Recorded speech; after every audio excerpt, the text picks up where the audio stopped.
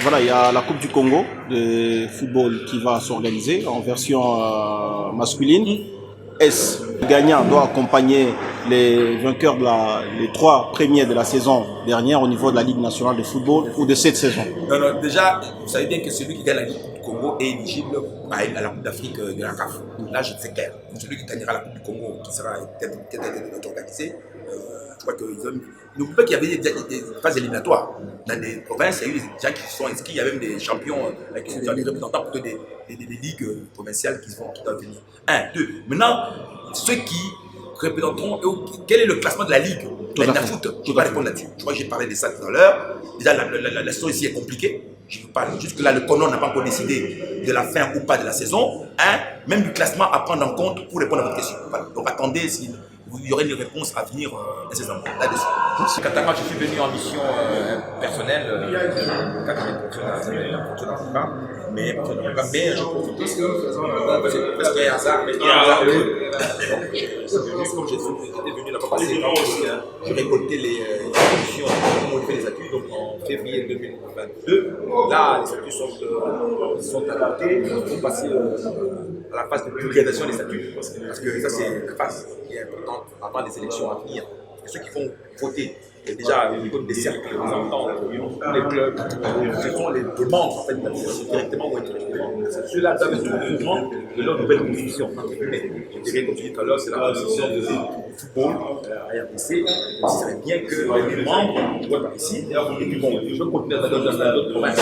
Je vais aller à ça, je vais aller le siège de la fédération. D'autres provinces aussi, on va faire le tour avant les élections. Les nouvelles élections ont lieu en juillet pour élire les membres de la communauté de tournoi.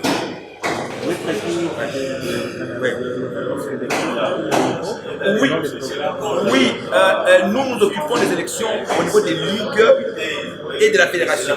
Évidemment, comme j'ai dit tout à l'heure, les ligues, les membres des comités des ligues sont élus par les ententes et les clubs. Et les cercles aussi. Donc ça veut dire que déjà avant d'arriver aux ligues, il faut que toutes ces entités puissent renouveler leurs organes. Une des conditions d'un nouveau statut, c'est qu'il faut que les comités des différentes entités, du délégataire, même des clubs, des cercles et des entités, mais ce n'est pas nous qui nous occupons de ça. Il faut déjà commencer à. Parce qu'après, il faudra élire les membres des comités des ligues qui vont venir après voter au niveau de la fédération.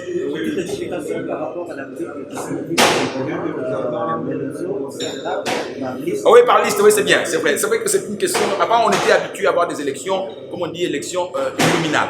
Donc, chaque personne venait déposer sa candidature pour un poste. Moi, je suis candidat président. Un autre candidat premier vice-président et consort. Maintenant, pour éviter le risque de conflit, même la discordance dans certains comités, dans le comité des exécutifs, les membres de l'Assemblée générale de la FIFA, d'ailleurs aussi de la CAF et de la FIFA, ont décidé de prévoir une élection par liste. C'est là le mieux ceci.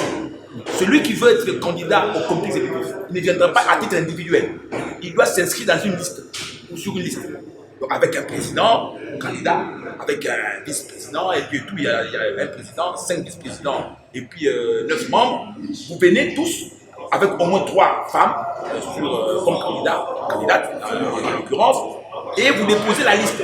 La liste, pour être admise, doit être cooptée, disons validée, avalisée par 2 membres de l'Assemblée générale. Et il y en a, je l'ai rappelé tout à l'heure, il y a 51 membres. Donc 2 membres de l'Assemblée générale, donc potentiellement on peut avoir 25 listes. Donc c'est ça le principe. Et le vote se fait par liste.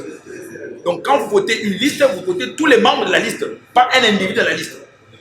Donc la liste qui aura obtenu plus de 50% de voix, donc la majorité absolue, c'est la liste qui gagne. Voilà, c'est ça un peu. Et c'est applicable à tous les niveaux? Oui, absolument. Même au niveau des cercles, des ligues et des ententes. Parce qu'il y a une disposition, vous savez bien comment ça fonctionne ici, il n'y a pas de statut pour les ligues, ni des cercles, ni des ententes. Les statuts de la FECOPA s'appliquent mutatis mutandis. Ça veut dire en changeant ce qui est changé aux entités délégataires.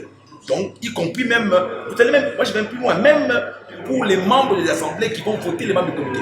Avant, par exemple, au niveau des ligues, c'était les ententes qui étaient plus nombreuses que les clubs. Maintenant, il faut ouvrir. Pas comme on a ouvert au niveau national, fédéral plutôt, la représentativité des membres au club, hein, jusqu'à avoir 32 clubs. Ici, au niveau aussi des ligues et des ententes, il faudra ouvrir aussi au club.